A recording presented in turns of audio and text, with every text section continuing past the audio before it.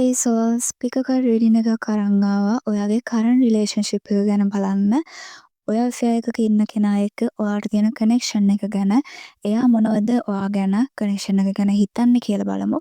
Marriage partner කෙනෙක් වෙන්නත් පුළුවන්, BF, GF කෙනෙක් ඉන්නවා නම් මේ රීඩින් එක ඔයාට. ඉතින් ටයිම් ස්ටෑම්ප්ස් දාලා තියෙනවා ඩිස්ක්‍රිප්ෂන් එකේ. ඔයාගේ ඉන්ටුයිෂන් එකෙන් තෝරගන්න ඔයාගේ ෆයිල් එක.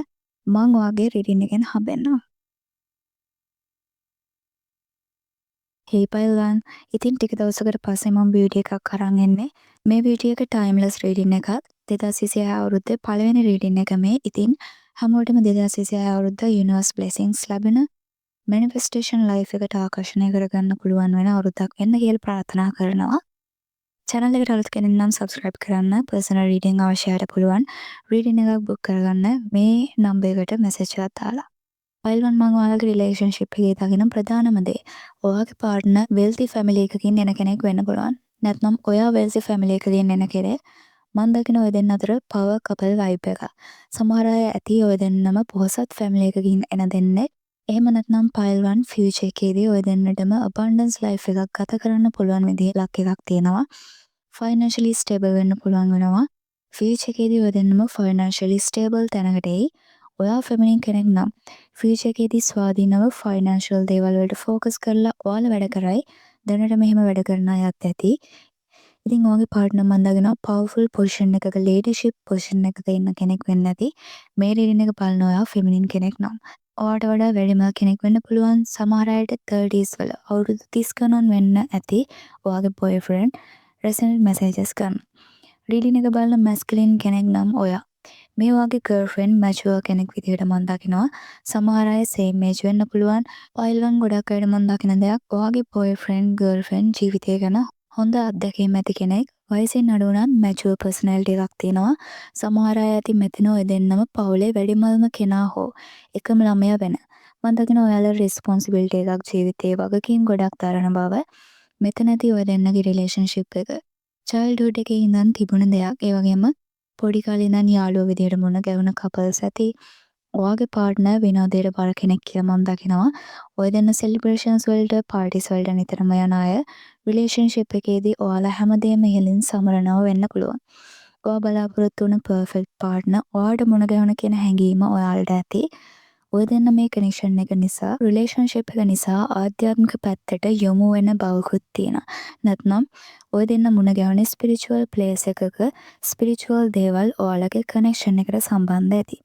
ඒ වගේම පළලන් මේ රිලේෂන්ෂිප් එකේ යද්දී ඔයාලා යම් තැනකදී කන්ෆියුෂන් එකකට මුහුණ දුන්න වෙන්න පුළුවන්.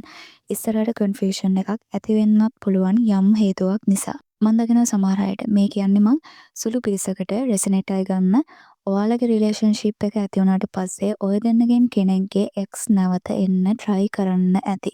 නැත්නම් මෙහෙම එන්න try කරයි ෆියුචර් එකේදී ඔය දෙන්නගෙන් කෙනෙක් ඉන්නවා වෙන්න පුළුවන් තමන්ගේ past එක තවම රිලීස් නොකරපු අය. ඉතින් මේ past එක end විය යුතුයි. අනිවාර්යෙන් ෆියුචර් එකේදී ඒ දේවල් end වෙයි. ඒන්ජල්ස්ලා ගයිඩ් කරනවා patienceව ඉන්න divine timing එකටයි මේ දේවල් වෙන්නේ කියලා. ටයිම් එක ගැන හිතන්න එපා. ඉවසීමෙන් ඉන්න. ඔයාලා සමහර අයට පයිල්වන් ඇති වෙන කන්ෆියුෂන් එක මේක වෙන්න පුළුවන්. ඔයාගේ BFට GFට කාර්මික් සයිකල් එකක් එන්ඩ් කරන්න තියෙනවා වෙන්න පුළුවන්. මෙතන සමහර අයට එයාලගේ ෆැමිලි එකෙන් ප්‍රශ්න එනවා ඇති ඔයාලගේ රිලේෂන්ෂිප් එකට. ඉතින් මේ දේවල් බැලන්ස් වෙයි. මේ රිලේෂන්ෂිප් එකේදී ඔයාලට ටිකක් වේටිං පීරියඩ් එකක ඉන්න වෙන බවක් මම දකිනවා. බ්ලොකේජස් බාධක එනවා ඇති ඔයාලගේ රිලේෂන්ෂිප් එකට. මේ නිසා සමහර අය ඇති ෆියුචර් එකේ මොකද්ද කරන්නේ රිලේෂන්ෂිප් එකට මොනවා වෙයිද කියලා හිතා ගන්න බැරිව ඉන්න. පයිල්වන් බලන අය ඉන්නවා වෙන්න පුළුවන්. ඔයාගේ පාර්ට්නර්ව මැරි කරන්න ඉන්න. ෆැමිලි ලයිෆ් එකක් ගත කරන්න රෙඩි වෙන මම දකිනවා සමහර අයට ඔයාගේ BF ප්‍රොපෝස් කරයි මැරි කරන්න. අනිත් අය තමන්ගේ GFට ප්‍රොපෝස් කරන්න ප්ලෑන් කරනවා වෙන්න පුළුවන්. ෆියුචර් එකේදී මම දකිනවා ඔයාගේ BF GF එක කමිට්මන්ට් ලොන්ග් ටර්ම් කනෙක්ෂන් එකකට මැරේජ් එකකට යන අය. ඔයා බලාපොරොත්තු වෙනවා නම් මේ මැරේජ් එකක් ඒ දේ ඔයාට රෙසනේට් වෙන්න පුළුවන්. ඔයාගේ පාර්ට්නර් මැස්කිලින් කෙනෙක් නම් එයා දකිනවා ඔයාව වයිෆ් මැටීරියල් කෙනෙක් විදිහට. එයාගේ දරුවන්ට හොඳ අම්මා කෙනෙක් වෙන්න ඔයාට පුළුවන් කියලා එයා හිතනවා. ඒ වගේම ඔයා ධෛර්යවන්ත පාර්ට්නර් කෙනෙක්, සපෝටිව් පාර්ට්නර් කෙනෙක්. එයාට ඔයාගෙන් දැනෙනවා පයිල්වන් මදර්ලි එනර්ජි එකක්. අම්මා කෙනෙක්ගෙන් වගේ ආදරයක්, කම්ෆර්ටබල් බවක්. සමහර වෙලාවල් ඇති එයා ඉමෝෂනලි වැටෙන වෙලාවට ඔයා එයාට හයියක් වෙන. එයාව cheer up කරන මහන්සියක් දැනෙන වෙලාවට පවා ඔයාගෙන් එයාට හිතට සැනසීමක් දැනෙනවා. එයා හරි කැමති ඒ හැඟීමට. ඔයා ගොඩක්ම ඔයාගේ පාර්ට්නර්ට හිතට සැනසීමක්. ඉතින් ඔයාගේ පාර්ට්නර් ෆෙමිනින් කෙනෙක් නම් පයිල් 1 මෙයා ඔයාව දකිනවා හස්බන්ඩ් මැටීරියල් කෙනෙක්, පර්ෆෙක්ට් හස්බන්ඩ් ටයිප් කෙනෙක් විදිහට. ෆියුචර් එකේදී ඔයාලා මැරි කරොත් ෆැමිලි එකට සපෝටිව්, ඒ වගේම හයියක් වෙන්න පුළුවන් ප්‍රොවයිඩර් කෙනෙක්, දරුවන්ට හොඳ තාත්තා කෙනෙක් වෙන්න පුළුවන් පාර්ට්නර් කෙනෙක් කියලා එයා හිතනවා. ඒ වගේම ඔයාගෙන් කෙයාරින් එකක්, ආදරයක්, ආරක්ෂිත බවක් ඔයාගේ චීෆ්ට දැනෙනවා ඇති. එයාට ගොඩාක් රෙස්පෙක්ට් කරනවා, ඔයාව ඇඩ්මයර් කරනවා, තාත්තා කෙනෙක් වගේ ඔයා එයාව බලා ගන්නවා කියලා දැනනවා. විශේෂයෙන් පයිල් 1 ඔයාගේ පාර්ට්නර්ට ඔයා නිසා එයාගේ ඉනර් චයිල්ඩ් කම්ෆර්ට් වෙන බවක්, ඉනර් චයිල්ඩ් නැවත මතුවෙන බවක් දැනෙනවා. ඔයා දැකලා ඇති ඔයාගේ පාර්ට්නර් සමහර වෙලාවට ඔයා එක්ක පොඩි ළමයෙක් වගේ හැසිරෙනවා. ඉතින් මේ ඔයාගේ එනර්ජි එක යාට සුව පහසුවක් ගෙන දෙන නිසා. ඉතින් මේක ෆෙමිනිස්ට්ලාට පොදු වෙන්න පුළුවන්. ඔයාගේ මැස්කියුලින් ගෙනුත් ඔයාලට මෙහෙම චයිල්ඩිෂ් බවක් දැනෙනවා නම් ඒ ඔයාගේ එනර්ජි එක යාට සුව පහසුවක් ගෙන දෙන නිසා. ඔයාලා සමහර අය ඇති අලුත් නිවසකට ගිය, නිවසකට යන්න ඉන්න අය. ලිවින් ටුගෙදර් ඉන්න ෆියුචර් එකේදී ප්ලෑන් කරන අය. ඉස්සරහට එහෙම වෙනව වෙන්න පුළුවන්. ඔයා ඉමේජින් කරනවා වෙන්න පුළුවන් එයා එක ෆියුචර් එක. පයිල් 1 රෙසනේට් මැසේජස් ගන්න. ඉතින් මේ ඔයාලා රිලේෂන්ෂිප් එකක දැන් ඉන්න පාර්ට්නර් ඔයා ගැන හිතන දේ. කෙනෙක්ට හිතනවා නම් රෙසනේට් නෑ කියලා ඔයාගේ පාර්ට්නර්ට. එහෙනම් මේ ඔයාගේ පයිල් එක නෙමෙයි වෙන්න පුළුවන්. නැත්නම් මේ රීඩින් එක ඔයාට නෙමෙයි වෙන්න පුළුවන්. මොකද මම ස්ට්‍රෝන්ග්ලි දකිනවා ඔයාලා පවර් කපල් වයිබ් එකක්, පර්ෆෙක්ට් මැචින් කපල්ස්.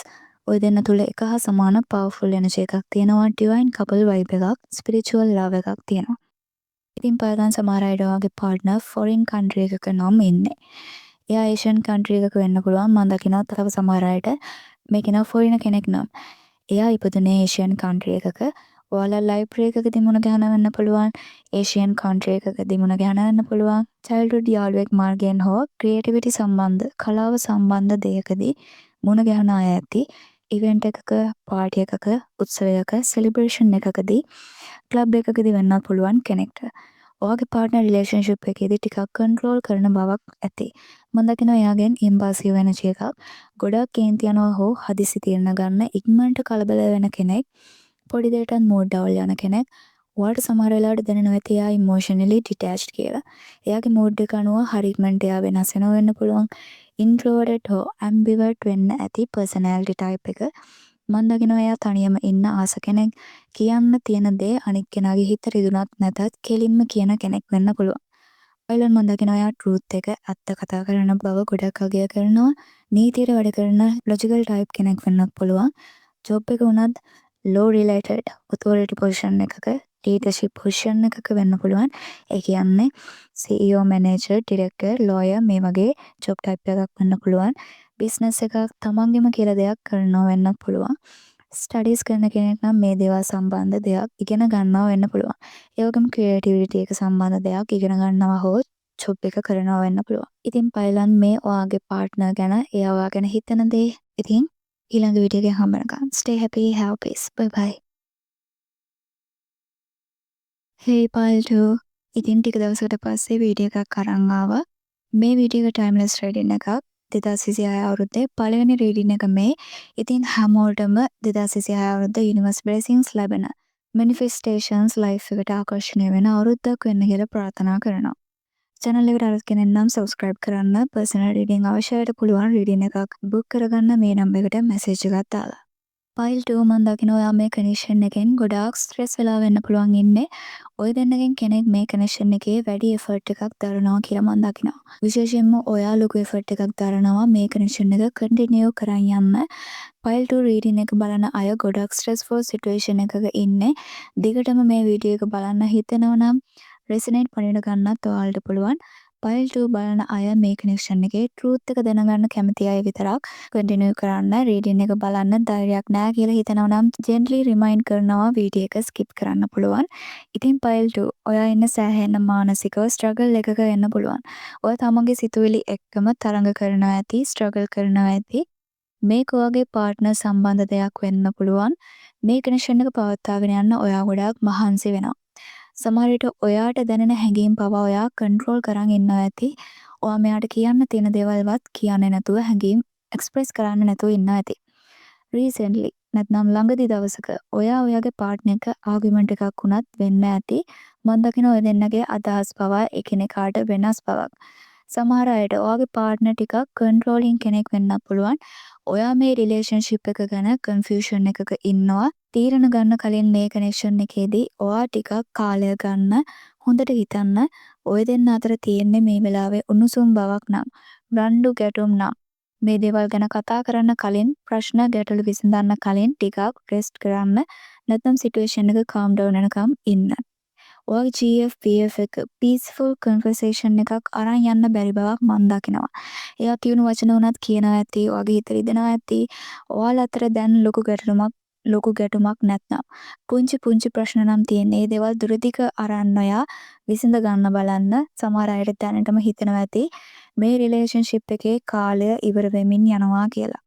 තවදුරටත් ඔය දෙන්නට මේ කනෙක්ෂන් එක පවත්වාගෙන යන්න අමාරුයි කියලා.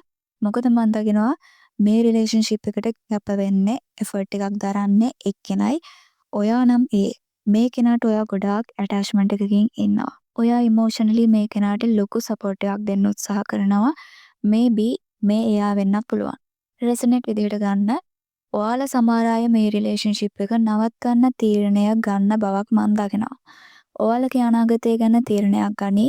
ඉතින් මේ ගැන සුදුසු අයගෙන් උපදෙස් අරගෙන තීරණයක් ගන්න. ඔයාලට මේ කනෙක්ෂන් එක ගැන හෝ පාර්ට්නර් ගැන ට්‍රූත් එකක් රිවීල් වෙන්න තියෙනවා. හිඩන් දෙයක්, සැඟවුණු දෙයක් ඔයා දැනගනි. කවුරු හරි මාර්ගයෙන් උනත් ඔයා දැනගන්න පුළුවන්. මම දකිනවා පයිල් 2 ජස්ටිස් එක ඔයාට ලැබෙනවා. කනෙක්ෂන් එකේ ෆියුචර් එක කොහොම වුණත් ඔයාට සක්සස් එක ලැබෙනවා. ඔයාගේ ලයිෆ් එක බැලන්ස් කරගන්න පුළුවන්. සමහර අයට මේ කනෙක්ෂන් එක උනත් බැලන්ස් කරගන්න ඔයාලට පුළුවන් ඔය දෙන්නගෙම එෆර්ට් එකෙන්, කැපවීමෙන්. අනිවාර්යෙන් අනෙක් කෙනාගෙනුත් කනෙක්ෂන් එකට එෆර්ට් එක ගොඩාක් වැදගත්. එයා වෙනස් විය යුතුයි මේ රිලේෂන්ෂිප් එක සක්සස් වෙන්න. පයිල් 2 සමහර අයට නිව් රොමැන්ටික් පාර්ට්නර් කෙනෙක් ඔයාගේ ලයිෆ් එකට එන්න පුළුවන්. නිව් රිලේෂන්ෂිප් එකක් ඇති වෙන්න පුළුවන් කියලා මම දකිනවා. ඒ වගේම ඔයාගේ දැන් තියෙන මේ රිලේෂන්ෂිප් එක ඔයාගේ ජීවිතේ වෙනස් කරන කනෙක්ෂන් එකක්. පයිල් 2 ඔයාලට හිතා ගන්න බැරිව ඉන්නේ මොනවද මේ වෙන්නේ කියලා කනෙක්ෂන් එකේ. මේ පයිල් එක බලන ගොඩක් අයගේ පාර්ට්නර්ස්ලා තමන්ව වෙනස් කරගන්න කැමැත්තක් නැතුව ඇති. ඔයා බලාපොරොත්තු වුණත් මෙයා වෙනස් වෙයි කියලා කිසි දෙයක් වෙනස් නොවෙන්න ඇති. ඔයා මේ නිසා ගොඩක් ස්ට්‍රෙස් වෙලා ඉන්නේ, හිත කරදරෙන් ඉන්නේ. මේ කනෙක්ෂන් එක එන්ඩ් එකකට යන්න ඉඩක් තියෙනවා. වෙනසක් වෙන්න පුළුවන් ඔයාගේ තීරණය මත. නමුත් මේ වෙනසක් වෙන්න ඔයාගේ ලයිෆ් එකේ අලුත් ආරම්භයක් වෙන්න පයිල් 2 ඔයා ටොක්සික් කනෙක්ෂන් එකක නම් මේ ඉන්නේ. කනෙක්ෂන් එකේ වෙනසක් වෙනවා. විශ්වය ඔයා ගැන වෙනස්ම ප්ලෑන් එකක ඉන්නවා වෙන්න පුළුවන්. ඔයා තෝරගත්තේ මේ කනෙක්ෂන් එක වුණත් පොසිටිව්ලි මම දකිනවා පයිල් 2 ඔයා ඉන්නවා වගේ true soulmate, true divine partner මුණ ගැහෙන පාත් එකේ. unexpectedly ඔයා බලාපොරොත්තු නොවුනත් මම දකිනවා ඔයා ස්පිරිචුවල් කනෙක්ෂන් එකකට යන්න ආව කෙනෙක්.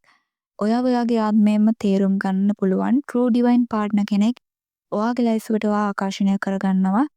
විශේෂයෙන්ම මේ කනෙක්ෂන් එකෙන් පස්සේ වෙන්න පුළුවන් සුළු පිරිසක්. මේ පාර්ට්නර් එයාගේම කැමැත්තෙන් එයා වෙනස් වෙනවා ඔයා වෙනුවෙන්. එයාගේ ලයිෆ් එකේ වෙනසක් වෙනවා. මේ කෙනා ඊගෝ එකකින් නම් ඉන්නේ. ටොක්සික් කෙනෙක් නම්. සමහර අයට මේ කෙනා සම්පූර්ණයෙන්ම වෙනස් වෙලා ඔයාගේ ලයිෆ් එකට නැවත එයි. අලුත් කෙනෙක්, නිව් පාර්ට්නර් කෙනෙක් විදියට. අනිත් අය ඔයාලා ඉන්නේ සෝල් කනෙක්ෂන් එකකට යන පාත් එකේ ට්වින් ෆ්ලේම් සෝල්මේට් කනෙක්ෂන් එකට යන්න සූදානම් වෙන්න. මේ කනෙක්ෂන් එකෙන් ඔයාට මූව් ඔන් වෙන්න පුළුවන් වුණාට පස්සේ පයිල් 2 ඔයාගේ දැන් පාර්ට්නර් ඔයාගේ ලයිෆ් එකට ඇවිත් තියෙන ඔයාට ලෙසන් එකක් කියලා දෙන්න. ඔයා මෙයාගෙන් ඉගෙන ගත යුතු කාර්මික් ලෙසන් එකක් ඇති. ඒ දේ හඳුනාගෙන හීල් වෙන්න. මොකද ඔයාලා මේ කාර්මික් ලෙසන් එක මේ රිලේෂන්ෂිප් එකෙන් ඉගෙන නොගත්තොත් විශ්වයේ විසින් ඔයා ඒ ලෙසන් එක ඉගෙන ගන්නකම් තව අය ඔයාගේ ලයිෆ් එකට මුණ ගැස්සනවා.